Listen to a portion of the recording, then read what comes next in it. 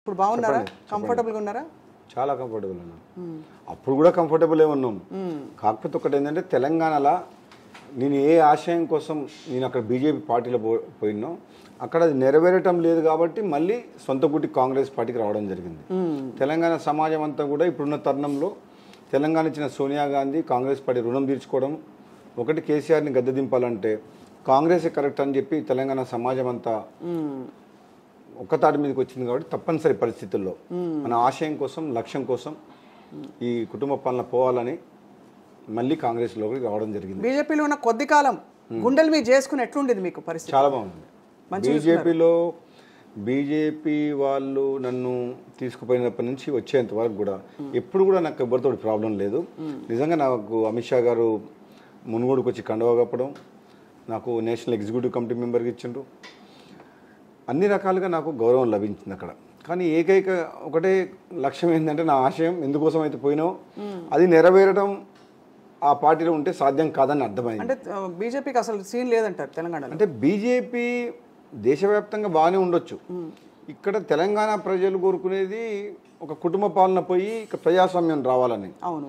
అయితే బీజేపీ ఏదైతే అవినీతి మీద చర్యలు తీసుకోలేదో దాంతో తెలంగాణ ప్రజల్లో అవినీతి మీద ఎందుకు యాక్షన్ తీసుకోవట్లేదని అనుమానం ఒకటి.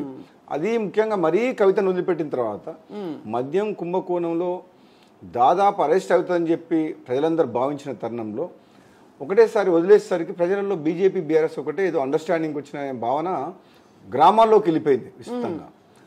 ఇప్పుడున్న పరిస్థితుల్లో మనం చెప్పినా నమ్మే పరిస్థితి లేరు. మరి పాపం వాళ్ళు కసరత్తులు చేసి కిషన్ రెడ్డి గారు రంగంలోకి దిగి మొత్తం అంతా క్యాండిడేట్. కిషన్ రెడ్డి గారు మంచి మనిషి, పార్టీ ప్రెసిడెంట్గా వచ్చిండ్రు, నేను కూడా చాలా దగ్గరికి వెళ్ళి చూసిన, వ్యక్తిగతంగా మంచి మనిషి. కానీ ఇక్కడ పరిస్థితులు అనుకూలించట్లేదు, అనుకూలంగా లేవు. సో అయితే మీ దృష్టిలో కూడా బీఆర్ఎస్ బీజేపీ కలిసిపోయి అంటున్నారు? అయితే కలిసిపోయినాయని చెప్పి డైరెక్ట్గా ఓపెన్గా కలిసిపోవడానికి ఏముంటుంది? అవినీతి మీద చర్యలు తీసుకోవడం లేదు, ప్రజల్లో విశ్వాసం సన్నగిల్లింది బీజేపీ మీద, అంతే అంటారు. రైట్. ఇప్పుడు కాంగ్రెస్ పార్టీకి తిరిగి వచ్చారు. మాట వస్తే కేసీఆర్ గారిని గద్దె దించడమే అంటారు. ఏం చేశారండి కేసీఆర్ గారు? పాపం ఆయన ఎక్కడ చూసినా ఈరోజు నీళ్లు కనిపిస్తున్నాయి గత 10 సంవత్సరాలు. ఇది ప్రజలు అంటున్న మాట, మిమ్మల్ని అడుగుతున్నాం సూటిగా. రాజగోపాల్ రెడ్డి గారు, మీరు కుండ బద్దలు కూడా చెప్పండి. నీళ్లు కనిపిస్తున్నాయి, పచ్చదనం కనిపిస్తుంది, పొలాలు మంచిగా ఉంటున్నాయి, ప్రాజెక్టులు కట్టామంటున్నారు, 24 గంటల పవర్ ఇచ్చామంటున్నారు. ఎందుకు మీరు కేసీఆర్ గారిని గద్దె దించాలంటున్నారు? ఏమిటి మీకు ఒక విషయం చెప్తాను. గత 10 సంవత్సరాలుగా వర్షాలు బాగా పడుతున్నందుకు కారణం వర్షాలు కేసీఆర్ కాదు, కాలం దేవుడు కరుణ, వర్షాలు మంచిగా పడుతున్నాయి. ఆయన కట్టిన కాళేశ్వరం ప్రాజెక్ట్ నుంచి 1 ఎకరానికి కూడా నీళ్ళు ఇచ్చినట్టు చూపించండి. ఇవ్వలేదా? లేదు. కాళేశ్వరం ప్రాజెక్టు ద్వారా కాంట్రాక్టర్ లాభమైంది, కానీ ఎక్కడ కూడా లిఫ్ట్ ఇరిగేషన్ స్కీముల ద్వారా రిజర్వాయర్లు కట్టింది కానీ కెనాల్స్ కట్టలే ఇంకా. ప్లస్ ఆయన కట్టిన ప్రాజెక్టులు ఇంజనీరింగ్ ప్రాబ్లం తోటి కూలిపోతున్నాయి. 1,00,000 కోట్లు అప్పు చేసి కట్టిన ప్రాజెక్టులు రైతులకు మేలు చేయడం కాదు, కాంట్రాక్టర్లకు మేలు చేసే విధంగా ఉంది. ఎక్కడ పచ్చదనం ఉంది? పచ్చదనం అనేది వర్షాలు మంచిగా పడుతున్నాయి కాబట్టి పచ్చదనం ఉంది. రాష్ట్రం అప్పుల పాలైపోయింది, అది మాత్రం నిజం. ఏం చేసుంటే రాజగోపాల్ రెడ్డి గారు సరే తెలంగాణ తెచ్చుకున్నందుకు, సాధించుకున్నందుకు వీళ్ళు బాగా చేశారనేవారు? ఏ పనులు జరగలేదంటారండి?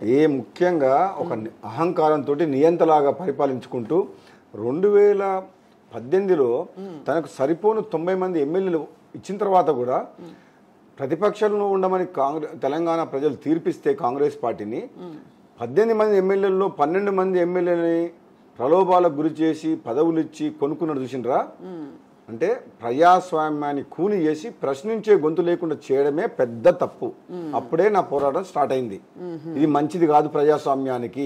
1000 మంది యువకులు ఆత్మ బలిదానాలు చేసి మేమందరం తెలంగాణ పోరాటం చేసింది ఒక ప్రజాస్వామ్య ప్రభుత్వం, సామాజిక తెలంగాణ, ఒక నీతివంతమైన పాలన కావాలని అనుకున్నాం. కానీ ఒక కుటుంబ పాలన, అవినీతి పాలన, ఒక నియంతలాగా ఆయన ప్రవర్తిస్తుండేదని చెప్పి మేము పోరాటం స్టార్ట్ చేసాం. అది మంచిది కాదు తెలంగాణకి.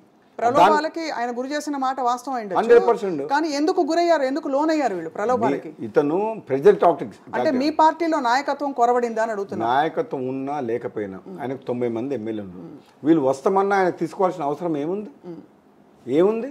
ఒక దళితుని ముఖ్యమంత్రి చేస్తా అన్న మనిషి, ఒక దళితుడు సిఎల్పి లీడర్గా ఉంటే ఓర్చుకోలేని వ్యక్తి మరి ఎవరి కోసం వచ్చింది తెలంగాణ?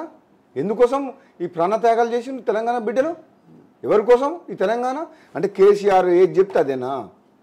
ఏ ప్రజలైతే తెలంగాణ ఆత్మగౌరవం కోసం పోరాటం చేసి తెలంగాణ సాధించుకున్నారో అదే ఆత్మగౌరవాన్ని కొందరు స్వార్థపరులు వాళ్ళ స్వార్థం కోసం అని చెప్పి రాజకీయ లాభాల కోసం డబ్బు కోసం అని చెప్పి కేసీఆర్ కాళ్ళ కాడ వాళ్ళ ఆత్మగౌరవాన్ని తాకట్టు పెట్టిండ్రు.